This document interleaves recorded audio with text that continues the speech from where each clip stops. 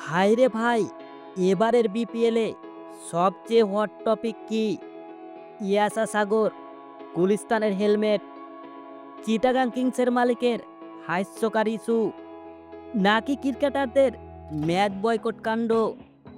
সে যাই হোক, বিপিএল যে জমে ক্ষীর তা ভালোভাবে বুঝাই গেল। অবশ্যই শুরুতে সবচেয়ে সেরা বিপিএল আয়োজনের কথা দিয়েছিল বিসিবি বস ফারুক আহমেদ।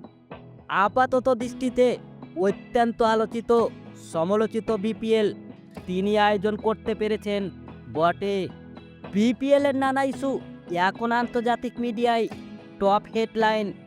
বিপিএল যে খেলার মাঠের যে মাঠের বাইরের কাণ্ডে বেশি সেরা, তার প্রমাণ অবশ্যই ইয়াসা সাগর। এবারের বিপিএলে প্রথমেই চমক বলা যায় কানাডিয়ান এই মডেলকে। বলতে গেলে গ্যালারিতে দর্শক যাচ্ছিলেন এক নজর ইয়াসা সাগরকে দেখতে। এই পাঞ্জাবি বংশভূত হোস্টের সৌন্দর্যে ভূত হয়ে আছেন এ দেশের লাখো তরুণ।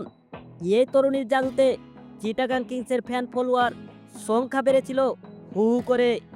তবে সে জাদুকে অবশ্যই অচল করে দিয়েছিলেন চিটাগাং কিংসের মালিক সামির কাদের চৌধুরী। পারভেজ হোসেন ইমনকে কোনো প্রকার পারিশ্রমিকই দেননি তিনি।